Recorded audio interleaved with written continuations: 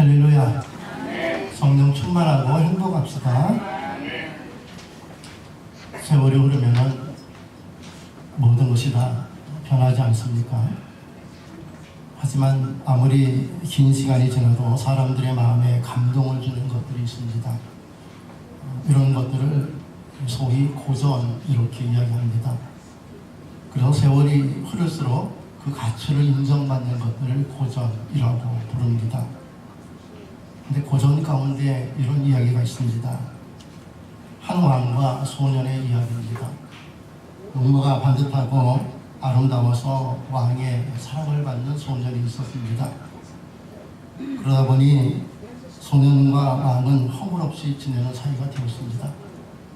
어느 날 소년은 어머니가 갑자기 병들어 누웠다는 소식을 듣게 되자 왕의 허락도 없이 왕이 타는 마차를 타고 가서 어머니를 병문안하고 옵니다. 당시에 누구든지 왕의 마차를 왕의 허락 없이 타면 그 사람의 발을 자르게 되어 있었습니다. 그래서 소년은 발을 잘릴지도 모르는 그런 상황에 처하게 되었습니다.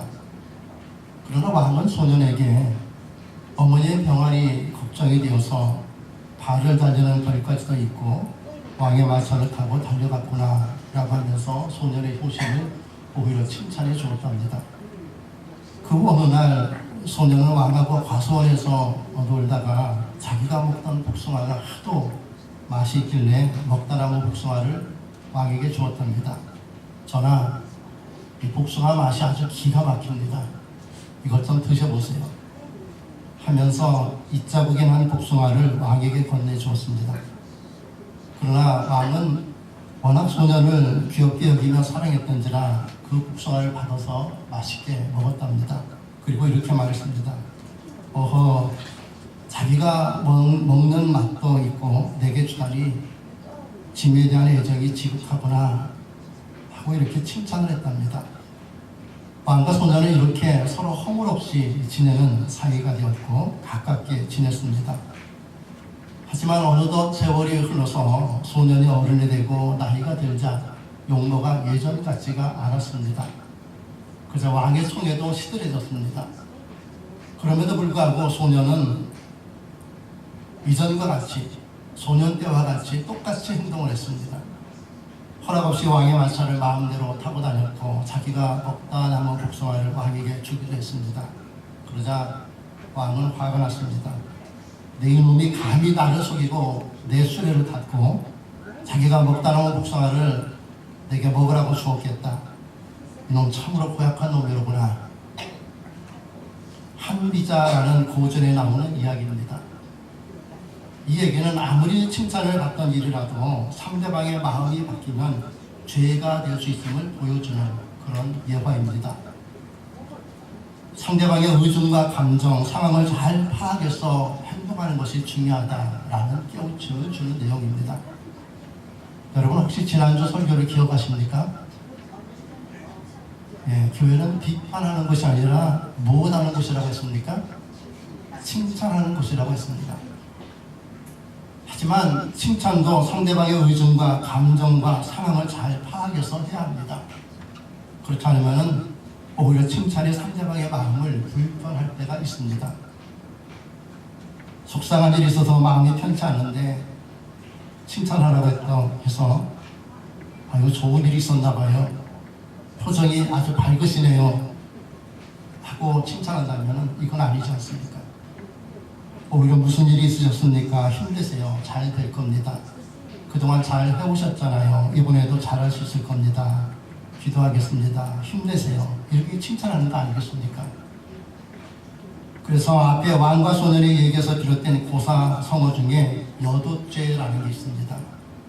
이 말은 전에 칭찬받던 일이 상황이 바뀜으로 인해서 죄의 원인이 되었다는 뜻으로 소년이 먹다 남은 복숭아를 왕에게 준 것에서 비롯된 고사성어입니다.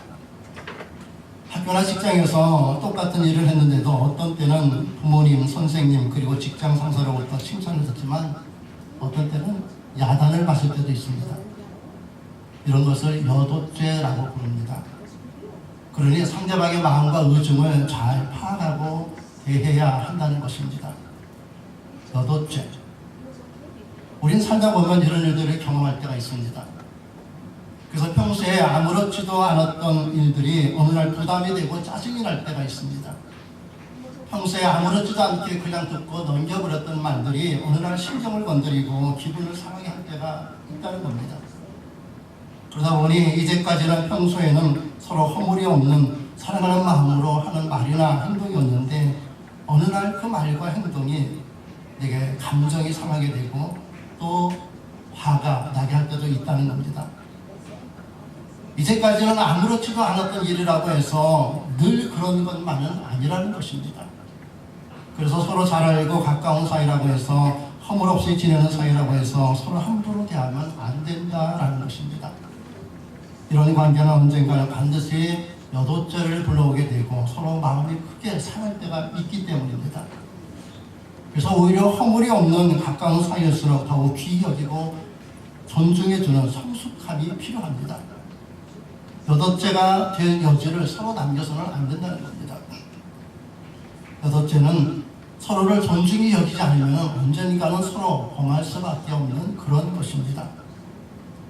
그래서 사랑하는 사람일수록 허물이 없는 사이일수록 가까운 사이일수록 더 인격적으로 대하고 서로 존중해주고 배려해주는 마음이 필요합니다.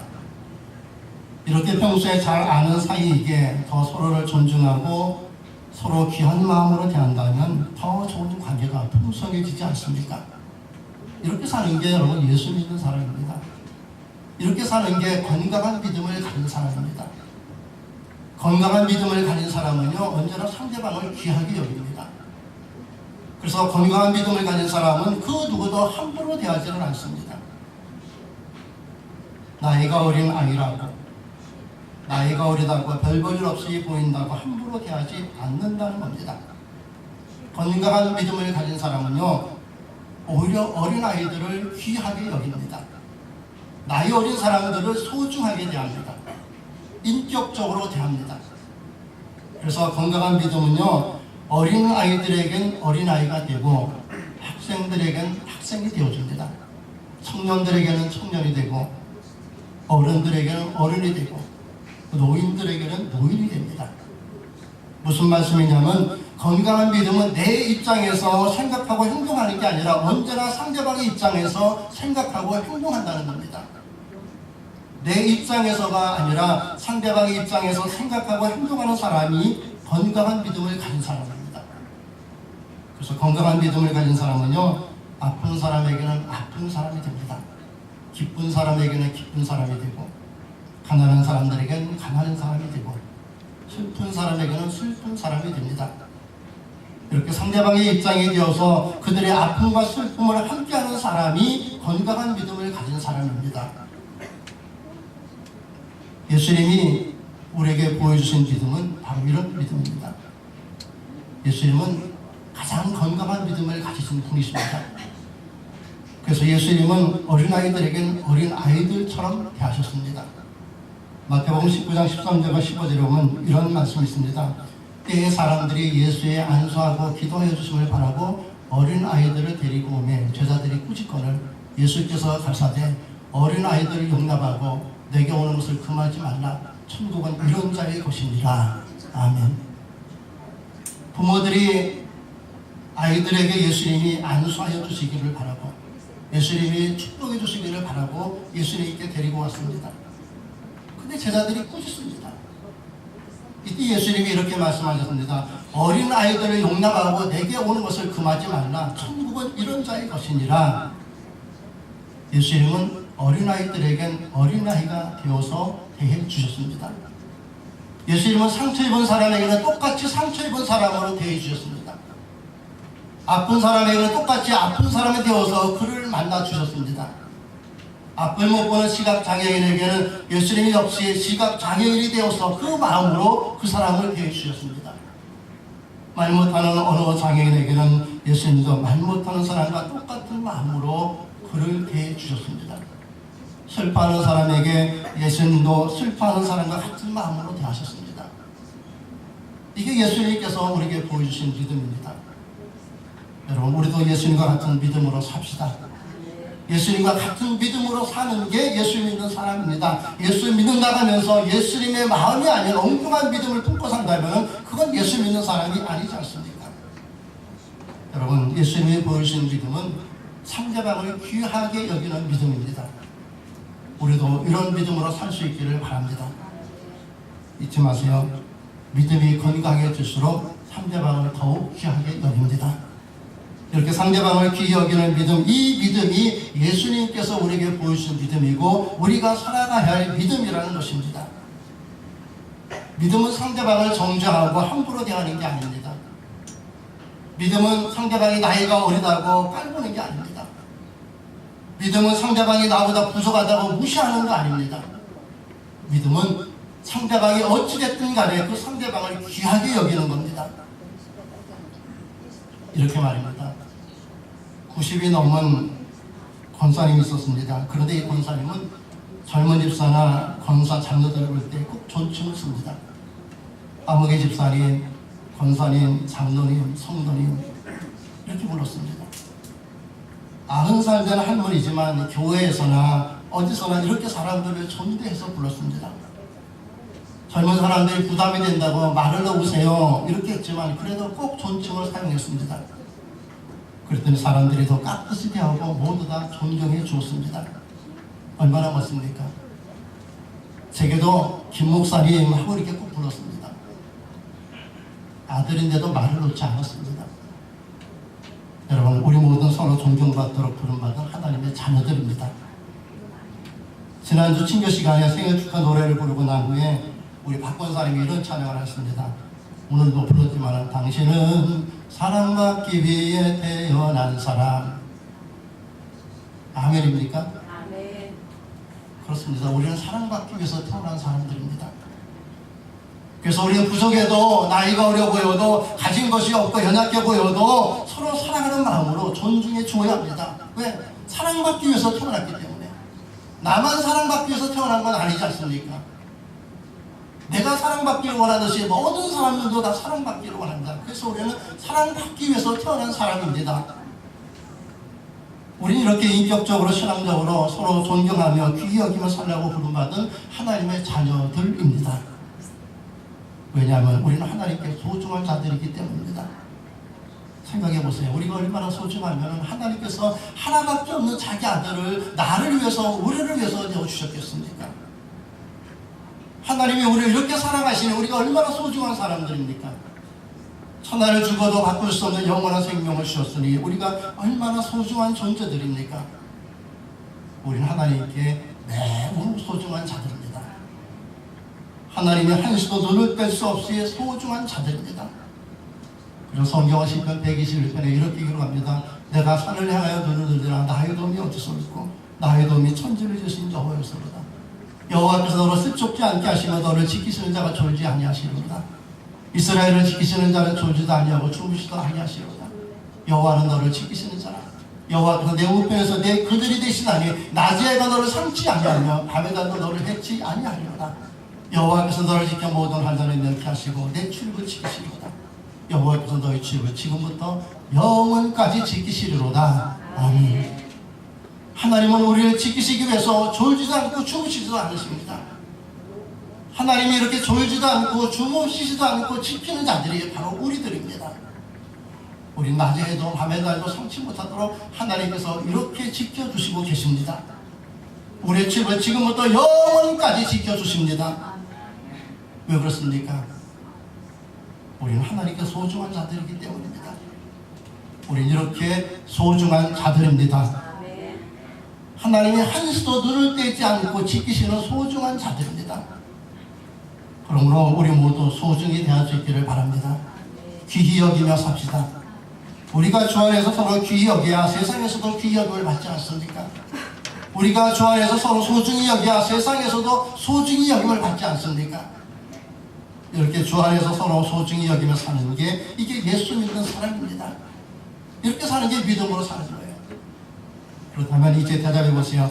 우리는 어떤 사람입니까? 천덕꾸러기입니까? 우리는 소중한 사람들입니다. 서로 고백합시다. 당신은 소중한 사람입니다.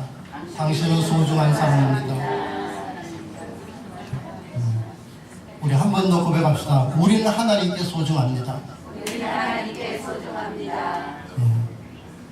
우리 모두 소중한 자답게 삽시다. 오늘 본문이 우리에게 말씀하시는 것이 바로 이것입니다. 예수님은 우리를 소중한 자라고 하십니다. 오늘 말씀 30절과 31절에 이런 말씀이 있습니다. 너희에게는 머리털까지 다 세신바 되었나니 두려워 말라. 너희는 많은 참새보다 귀하니라. 우리에게는 머리털까지 다 세신바 되었다고 합니다. 이 말씀은 하나님이 우리에게 대해서 모르시는 것이 하나도 없다는 겁니다. 그만큼 하나님이 우리의 모든 것을 속속들이 다 알고 계신다는 말씀입니다. 그렇다면 하나님은 왜 우리에 대해서 모든 것을 다 알고 계십니까? 우리의 머리털까지도 다 세셨다고 하신 것처럼 그렇게 우리의 모든 것을 왜 다 알고 계시느냐 하는 겁니다. 그건요, 그만큼 우리가 소중하기 때문입니다. 만약 우리가 소중하지 않다면 하나님은 우리에 대해서 대충 알고 계실 겁니다. 그러나 하나님은 머리털까지 다 세신바 되었다고 말씀하셨습니다. 하나님은 우리를 대충 알고 계시는 게 아니라 우리의 모든 것을 몽땅 다 알고 계십니다. 내가 나를 아는 것보다도 하나님은 나를 더 잘 알고 계십니다. 그렇다면 하나님이 왜 이렇게 우리에 대해서 다 알고 계신 겁니까? 하나님이 우리를 속속들이 다 알고 계신다는 건 그만큼 우리를 소중히 여긴다는 겁니다. 그래서 우리를 지킬 분은 하나님밖에 없습니다. 우리의 문제를 해결해 주실 분은 하나님밖에 없다는 겁니다. 우리의 모든 쓸 것을 채워주실 분도 하나님밖에 없다는 선언입니다. 여러분, 하나님의 모든 것 다 알고 계심을 믿습니까? 하나님이 나의 모든 것 다 알고 계심을 진짜 믿어요? 하나님만이 나의 모든 문제를 해결할 분이심을 믿습니까? 하나님만이 나를 만족하게 하실 분임을 믿습니까? 그렇다면 이제 대답해 보세요. 우리의 연약한 것을 고칠 분이 누굽니까? 근데 아프다고 신랑한테 화내요? 우리의 문제를 해결해 줄 분이 누굽니까? 근데 문제가 해결된다고 화내요? 우리의 소원을 이루어주실 분이 누굽니까? 근데 왜 내 마음 몰라준다고 신경질을 그래요? 우리의 가족을 지켜줄 분이 누굽니까? 하나님이에요. 우리의 모든 것을 복되게 하실 분은 누굽니까? 하나님입니다. 이 세상에서 나를 가장 귀하게 여기시는 분이 누구예요? 하나님입니다. 여러분, 하나님은 우리를 이렇게 소중히 여기시는데 우리는 하나님을 소중히 여기며 살고 있습니까? 우리가 하나님께 소중하듯 우리 역시 하나님을 소중한 분으로 모시고 살고 있느냐 하는 겁니다. 여러분, 하나님처럼 우리를 소중히 여기시는 분은 없습니다. 우리는 하나님께 소중한 자들입니다. 그러므로 하나님께 소중한 자답게 우리 또한 하나님을 소중히 여기며 살 수 있기를 바랍니다. 하나님을 소중히 여기는 자는 하나님이 소중히 여기는 사람들을 더욱 소중히 여기며 살게 하십니다. 믿음의 지체들을 소중히 여기며 사는 게 하나님을 소중히 여기며 사는 것입니다. 하나님의 교회를 소중히 여기며 사는 것이 하나님을 소중히 여기며 사는 것입니다. 나와 관계된 모든 사람들을 소중히 여기며 사는 게 하나님을 소중히 여기며 사는 것입니다. 하나님이 내게 주신 일들을 소중히 여기며 사는 게 하나님을 소중히 여기며 사는 것입니다. 이렇게 나와 관계된 모든 사람들과 일들을 소중히 여기며 살 때 하나님께서 우리를 소중히 여기는 복된 은혜를 우리에게 베풀어 주십니다. 여러분, 세상 사람들은요, 우리의 형편을 보고 평가합니다. 심지어 우리 외모를 보고 평가합니다. 그들의 기준과 평가에 맞으면 소중히 여기는 척합니다. 그러나 그들의 생각과 기준에 맞지 않으면 무시하고 한뜻도 비방합니다. 그러나 주님은 내가 어떤 형편 속에 있든지 어떤 아픔이 있든지 어떤 부족함이 있든지 주님은 여전히 우리를 소중히 여기십니다. 우리가 어떤 상황 속에 있던 어떤 연약함과 부족함이 있던 여전히 우린 하나님께 소중한 자들입니다. 여러분, 세상 사람들은 우리가 연약할수록 우리를 무시합니다. 그러나 주님은 우리가 연약할수록 우리를 더욱 귀히 여기십니다. 왜냐하면 우리는 하나님께 소중한 자들이기 때문입니다. 그러므로 오늘 예배를 마치고 집에 돌아가시면 가족들을 소중히 대하시기 바랍니다. 아멘 하셨어요? 만나는 사람들을 소중한 사람으로 대하세요. 직장에서 일할 때도 직장을 소중히 여기면서 일하시기 바랍니다. 사업을 할 때도 주님이 소중히 여기는 자답게 사람을 대하면서 사시기 바랍니다.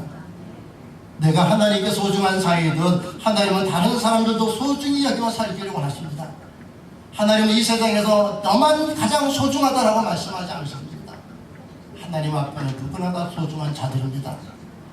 그러므로 우리는 무엇보다도 교회에서 서로 소중히 여기며 삽시다. 그리고 가정에서 가족들을 더욱 소중히 여기며 사시기 바랍니다. 그러면 하나님께서 우리를 하여금 세상에서도 소중히 여김을 받는 그런 존재로 세워주실 것입니다. 이렇게 우리는 서로 소중히 여기며 살아가야 할 하나님이 가장 소중히 여기는 하나님의 자녀들입니다. 이번 한 주간도 세상에서 우리를 가장 보배롭고 존귀하게 계시는 하나님이 우리와 함께 하십니다. 여러분 누가 뭐래도 나는 하나님께 소중한 자녀를 잊지 마시기 바랍니다. 사람들이 내게 뭐라 해도 하나님은 나를 소중히 여기십니다. 하나님께 소중한 자답게 그리고 하나님이 범사에 함께 하심을 믿고 여러분 당당히 살아가시기 바랍니다. 여러분 오늘 하루도 우리 하나님의 성례를 지내면서 주님께서 나를 소중히 여기듯이 우리의 믿음의 지들 또한 소중히 여긴다는 사실을 기억하시고 여러분 서로 소중히 대하시기를 바랍니다. 이렇게 사는 게 우리를 향한 하나님의 뜻입니다. 우리를 하나님께 소중한 자 삼아주신 하나님을 찬양하시기 바랍니다. 우리에게 향하신 여호와의 인자심이 크고 크도다. 얼마나 큽니까? 천덕꾸러기였던 우리들, 죄로 인해 멸망받을 수밖에 없었던 우리들을 하나님은 이 세상에 가장 소중한 자로 여기시고 소중한 자답게 살아갈 수 있는 은혜를 베푸셨습니다.